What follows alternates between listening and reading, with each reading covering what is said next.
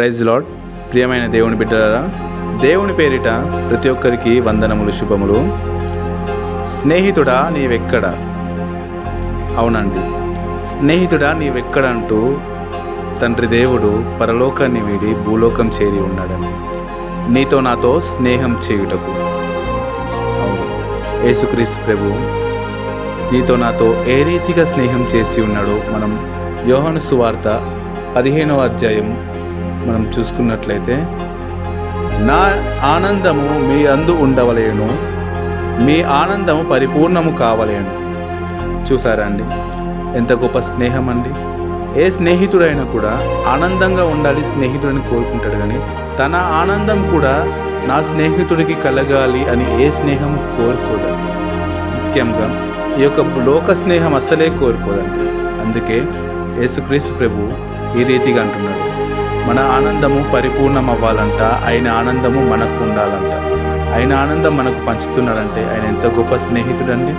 కానీ ఈరోజు మనం ఆయన యొక్క స్నేహాన్ని గ్రహించి ఆయనతో పాటు నడుస్తున్నామా? ప్రియ దేవుని బిడ్డలారా, అతను మనల్ని స్నేహితులుగా భావిస్తున్నాడు. మనము యేసుక్రీస్తు ప్రభుని స్నేహితుడిగా భావించి అతన్ని మనలోకి ఆహ్వానిస్తున్నాము. ఒక్కసారి మనం ఆత్మ పరిశీలన చేసుకుంటే మన స్నేహితుడు మనతో ఉన్నాడా లేడా అనేసి మనకు తెలుస్తుందండి. అవునండి, ఈరోజు ఈ లోకాన్ని మనం అనుసరిస్తూ లోక స్నేహం కొరకు మనం తాపత్రయపడుతూ ఈ యొక్క లోకమే మనకు శాశ్వతం అనుకుంటూ మనం జీవిస్తున్నామండి. కానీ అది తప్పండి, పొరపాటండి. ఎప్పటికి కూడా మనం ఈ లోకానికి చెందిన వరం కాదండి. మన లోకం వేరండి. పరలోకమందు మన కోసం ఎదురు చూస్తున్న మన యొక్క స్నేహితుడు దేవుడు యేసుక్రీస్తు ప్రభువు చేతులు చాచి నీ కోసం నా కోసం ఎదురు చూస్తున్న ఆ యొక్క పరలోకాన్ని మనం చేరాలి అండి. ఈ సమయమందు మనం అదే యొక్క యోహాను సువార్తలో ఇంకొంచెం కిందకు వచ్చి చూసినట్లయితే, తన స్నేహితుల కొరకు తన ప్రాణము దారపోయువాని కంటే ఎక్కువ ప్రేమ కలవాడు ఎవరూ లేడండి. చూడండి ప్రియ దేవుని బిడ్డలారా, స్నేహితుని కోసం ప్రాణాన్ని దారపోయడం ఏంటండి? సాధ్యమేనా అండి? కానీ ఇక్కడ మనకు సాధ్యమైందండి. దేవుడు మన కోసం ప్రాణాన్ని పెట్టేంతగా స్నేహితులుగా మనల్ని ప్రేమించారండి. ప్రాణం పెట్టేంత స్నేహం మనపై ఉందండి దేవునికి. చూడండి, ఆ యొక్క స్నేహాన్ని మనం ఎన్నడూ కూడా విడిచిపెట్టుకోవద్దండి. మనం చాలా అదృష్టవంతులమండి. దేవుని స్నేహం మనం పొంది ఉన్నామంటే అది ఇళ్ళలో ఎవరికి సాధ్యపడదండి, కానీ మనకు సాధ్యమండి.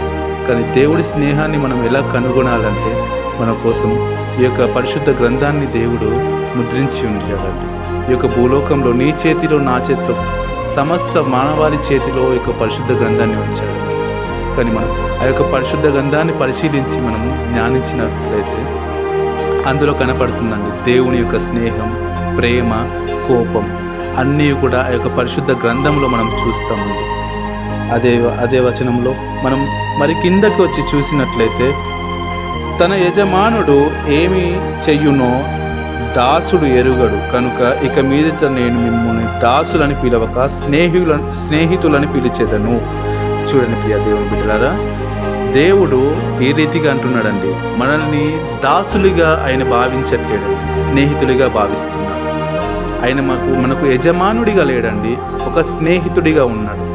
యజమాని ఏమి చెయ్యునో దాసుడికి ఏమాత్రమూ తెలియదండి, కానీ స్నేహితుడు ఏమి చెయ్యునో తోటి స్నేహితునకు తెలుసునండి. అందుకనే మనకు ప్రతీది కూడా తెలిసి ఉండాలనేసి తండ్రి అయిన యేసుక్రీస్తు ప్రభువు మనకు స్నేహితుడిగా మారాడండి. ఆ యొక్క స్నేహాన్ని మనం విడిచిపెట్టుకున్నట్లయితే ఈ యొక్క భూలోకమందు మనము నడిచే ప్రతి ఒక్క మార్గము వృధానే అండి. ఆ యొక్క స్నేహంతో మనం పయనిస్తే మనకు అనేక మార్గములు మనకు తెలుస్తుందండి. మంచి చెడు అన్నీ కూడా మనకు జ్ఞానంతో మనం ఈ యొక్క లోక స్నేహాన్ని విడిచి ఈ యొక్క దేవుని స్నేహంతో పయనించేటట్టు జ్ఞానం కలుగుతుందండి.